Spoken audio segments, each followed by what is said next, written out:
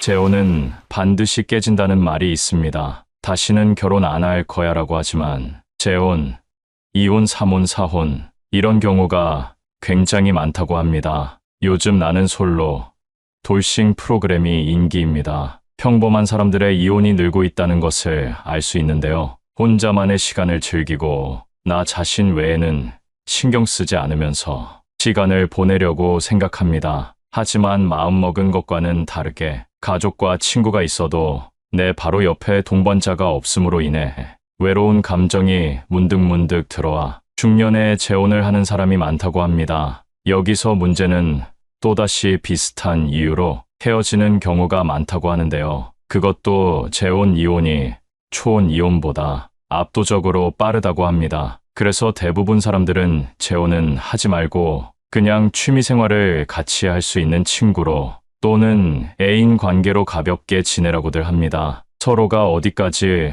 얼마나 이해를 할 수 있는지 충분히 생각해도 늦지 않음에도 만나자마자 확 불타오릅니다. 감정에 따라 재혼을 성급하게 결심합니다. 만난 지 얼마 되지도 않았는데 운명처럼 느껴져 놓치기 싫어집니다. 사랑만으로는 결혼을 유지할 수 없다는 것을 알고 있었지만 그 기억이 사라져 재혼한다는 말도 있습니다. 그만큼 판단력도 인내력도 흐려졌다는 이야기입니다. 하지만 뜨겁게 만나 사랑해도 왜 또 같은 이유로 헤어지게 될까요? 대부분의 사람들이 말리는 재혼, 왜 그렇게 반대하는지 알 수 있도록 재혼 전에 절대적으로 생각해야 할 내용에 대해 지금 바로 알려드리겠습니다. 재혼을 결심하게 되는 이유 중 하나는 상대의 장점이 단점보다 더 많아 보이기 때문입니다. 그리고 가족 중 누구보다 나를 생각해주고 다정하기도 하고 한없이 맞춰주는 모습에 재혼을 결심합니다. 이와 관련된 짧은 사연 하나 들려드리겠습니다. 한 여자가 전 남편의 주사로 인해 이혼을 했습니다. 재혼을 결심한 남자는 나 술 잘 안 먹는다. 연애 때에도 술을 잘 안 먹었다고 합니다. 결혼을 했는데 결혼을 하자마자 일주일에 3일 내내 매일같이 술을 마시고 새벽에 잠도 안 자고 주사를 부리는데 내가 이전에 겪었기 때문에 이 사람을 더 이해해줘야지 하는 게 아니라 어차피 못 살 거니까 바로 이혼을 결정했다는 것입니다. 그래서 이런 사연을 들으면 들을수록 상대의 조건에 대해 이야기를 안 할 수가 없습니다. 현재 재혼을 결심한 상대의 조건을 어디까지 따져봤는지 생각해봐야 합니다. 결혼은 현실이라는 것을 이미 경험해봤기 때문에 이전보다 더 냉철하고 꼼꼼하게 따져보고 결정해야 합니다. 내가 다시 만난 운명 같은 사랑이 금방 식어버린다면 이전보다 더 큰 슬픔이 올 수도 있습니다. 단순히 나를 진심으로 좋아해주기 때문에 재혼 결심을 했다면 위험할 수 있습니다. 내 가족에게, 자식에게 어떻게 대하는지, 말과 행동은 어떤지 유심히 살펴봐야 합니다. 헤어지려고 결혼하는 사람은 없습니다. 재혼도 마찬가지로 이전 결혼보다 더 행복할 거라는 꿈으로부터 비롯되었을 것입니다. 이 달콤한 꿈에서 깨지 않으려면 사랑이 모든 것을 해결해 줄 거라는 것에서 벗어나야 합니다. 그래서 기본적으로 혼자 되는 법을 배워야 하는 것입니다. 요즘은 80대 할아버지도 유튜브를 시청하는 그런 세상입니다. 그만큼 혼자서 할 수 있는 것들이 주변에는 많이 있습니다. 가까운 주변만 돌아봐도 혼자서도 취미 활동을 할 수 있게 잘 갖춰져 있습니다. 혼자 외로움 느끼며 하루하루 시간 보내지 말고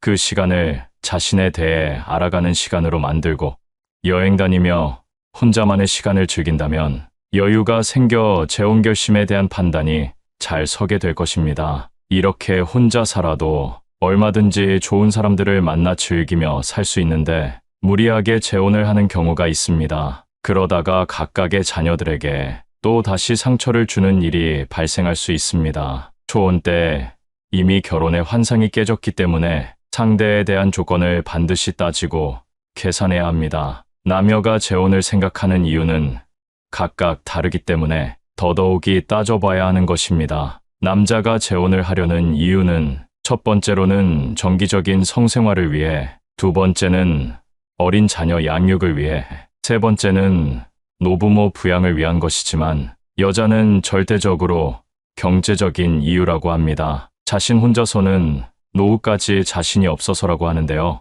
이런 상황에 남자가 적극적으로 결혼하자고 한 달에 꼬박꼬박 300만 원 이상 주겠다 하면 그것만 믿고 재혼을 했다가 혼자 양말을 빨고 집을 청소하면서 내가 이러려고 결혼했나 하는 생각을 많이 하게 된다고 합니다. 또 재혼할 때 자녀로 인한 문제도 상당합니다. 이런 것을 볼 때 재혼은 사랑만으로 될 문제가 아니라는 것입니다. 여기서 오는 혼란이 참 많이 있습니다. 내 자식처럼 똑같이 대하겠다고 하지만 재혼 후 이혼을 원하는 사람들의 이야기를 들어보면 이유가 자녀에 대한 차별 문제였습니다. 옷 사준 비용과 학원 비용 등을 계산했더니 5배, 10배 이상 차이가 났다. 그러니 이혼을 원한다는 것입니다. 또한 여기서 나의 자존감까지 낮은 상태라면 문제는 더욱 심각해집니다. 상대가 갑의 입장에 있다면 재혼은 다시 생각해봐야 합니다. 자존감이 낮아지면